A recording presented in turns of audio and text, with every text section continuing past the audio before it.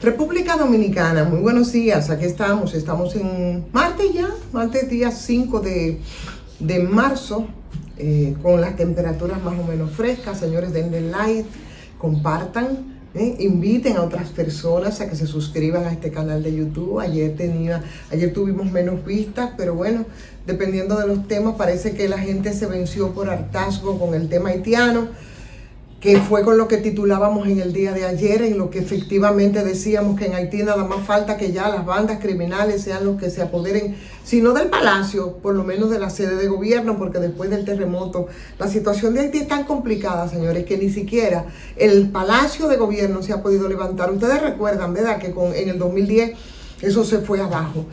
Pero aquí nada más parece como que un señor que es el jefe de las bandas, que es un tal Barbecue, se tercia una banda presidencial y ya, tenga el control, absolutamente el control político de Haití, porque lo que es, señor, la institucionalidad, que me parece que fue parte del golpe de efecto que ellos dieron cuando no solo intentaron tomar el aeropuerto, y eso pasó en el día de ayer, sino que cuando ellos impunemente se metieron a las cárceles, tiraron a las calles cerca de 4,000 presos con altos niveles de criminalidad.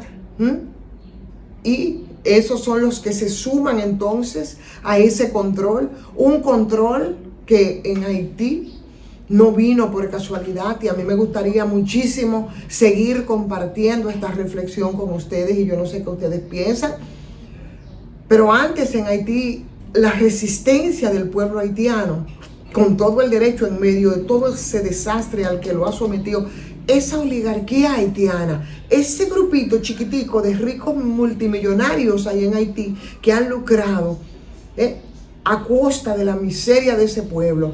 Pero además todo el tema de la comunidad internacional y de todo lo que nosotros sabemos también.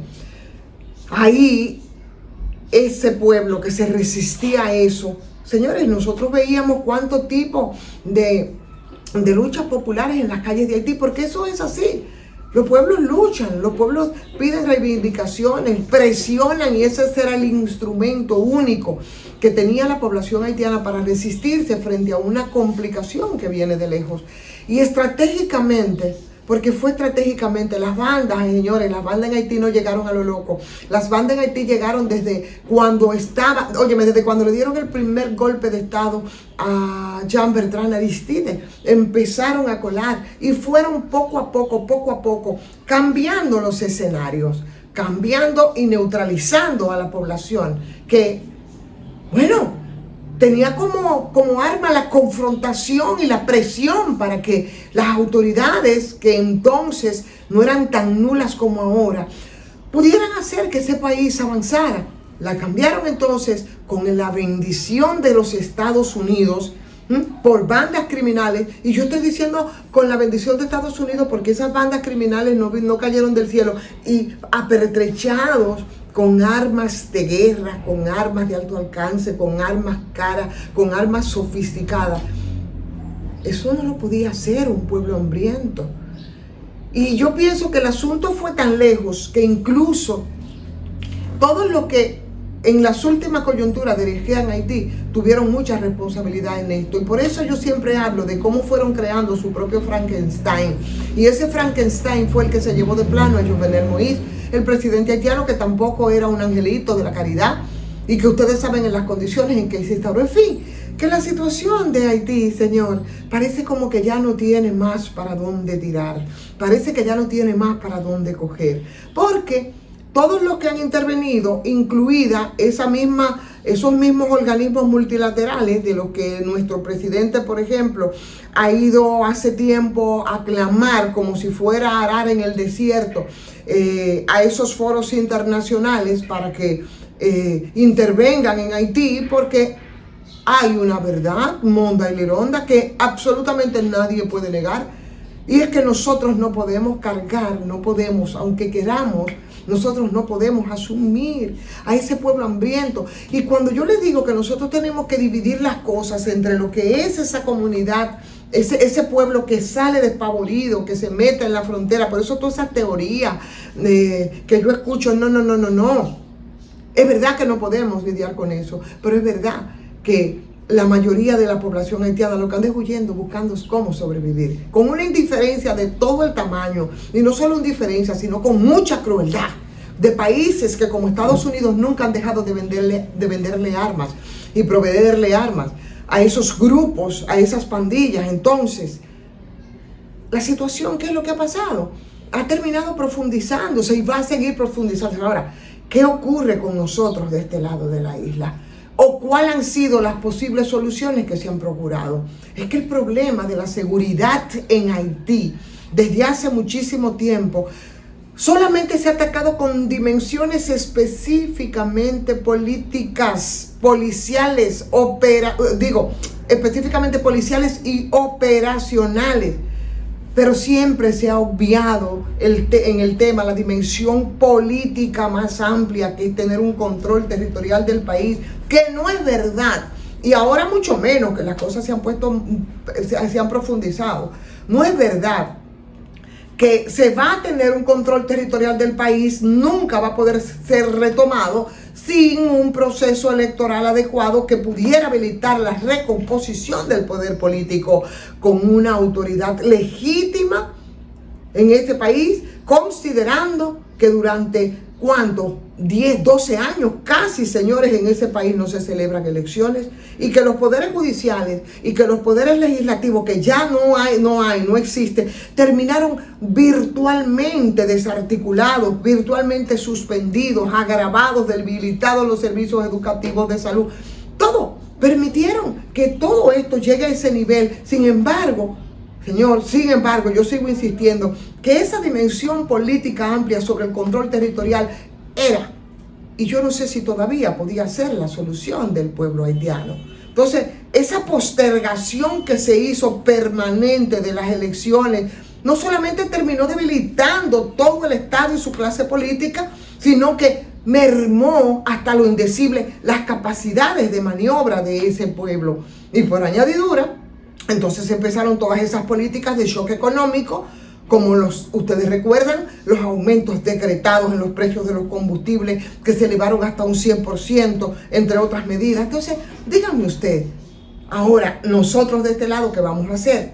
Porque mientras esa comunidad internacional se acomoda, nosotros aquí, ayer decía el presidente en una reunión de urgencia que nosotros tendremos que dar respuestas drásticas, y que esa será la receta del gobierno si los presos haitianos intentan cruzar la frontera, y eso es un riesgo, porque ninguna frontera está totalmente sellada, y mucho más la de nosotros, que es tan porosa, y más porosa aún, porque para lo que ha servido también es para el contrabando de absolutamente todo.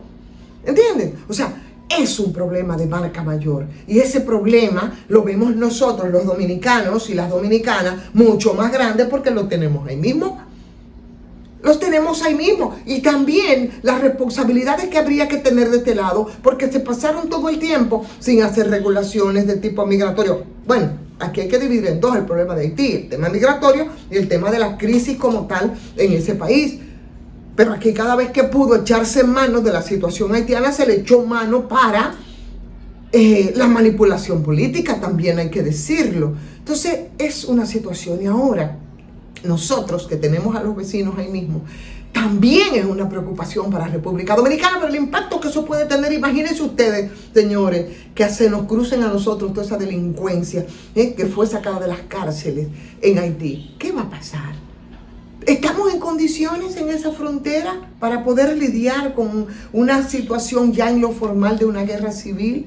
¿Qué va a pasar? Tenemos que pensar en todo esto, mucho más allá del rechazo a que, si no responsabilidades tenemos con nosotros. Y la responsabilidad con nosotros es la protección respecto a una situación que mientras se siga agudizando en Haití, será igualmente un peligro para República Dominicana. Y República Dominicana está metido y embuido, señores, en las próximas elecciones. Ayer, debo decir, además del tema haitiano, que hubo debate a mí me parece muy bien, mucho más allá de lo que hacen los países de verdad, que cuando se produce un debate, bueno, pues hay empresas que les dan seguimiento y que te dicen después quién ganó o no el debate a partir de las propuestas que se hacen en esos debates, pero como nosotros estamos apenas haciendo un ejercicio que ni siquiera es por ley y que ojalá que pueda llegar a los candidatos presidenciales. En el día de ayer,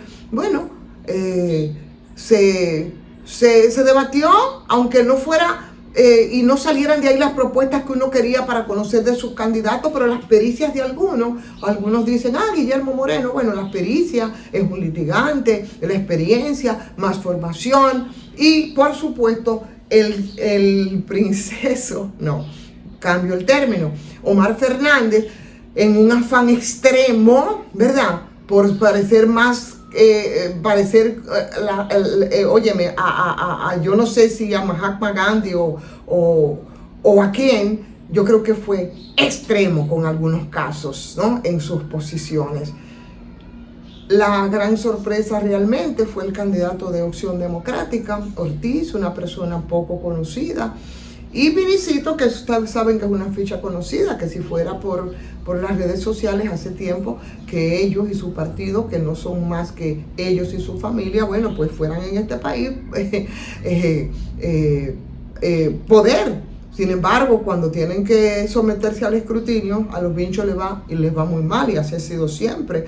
Entonces, pero el hecho tal de que se hiciera ese ejercicio de pararse ahí, tú sabes, y de decir, ok, vamos a debatir, vamos a proponer, no porque tenemos todavía el trauma de las elecciones municipales, donde el principal problema fue la ausencia de propuestas y de líneas programáticas de los partidos, que ahora se hiciera, y que se hiciera ese intento, a mí me parece muy bien. Ojalá que pueda llegar hacia los candidatos presidenciales para que la gente sepa, mucho más allá de partido, vote por propuestas como se hace en los países de verdad. De todas maneras, yo celebro el hecho de que se pararan ahí y que intentaran ese debate. Me parece muy bien, y ojalá que siga haciéndose como debe de ser. Mientras tanto, bueno, pues vamos a agradecer como siempre a Farmacias GBC, 100% dominicana, y 20% de descuento, por supuesto, en todas sus sucursales. Farmacias GBC, usted tiene ahí muy cerca una Medicar GBC. Y recordarles también, señores, la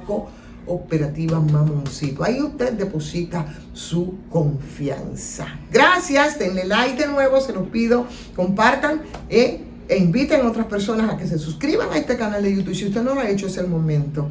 Puede hacerlo también a patreon.com/soyivonferrera, porque eso nos va a permitir empezar a adquirir algunos equipos, algunas indumentarias que necesitamos para que esta transmisión sea lo más dinámica posible. Soy Ivonne Ferreras y les invito a que tengan un muy buen día.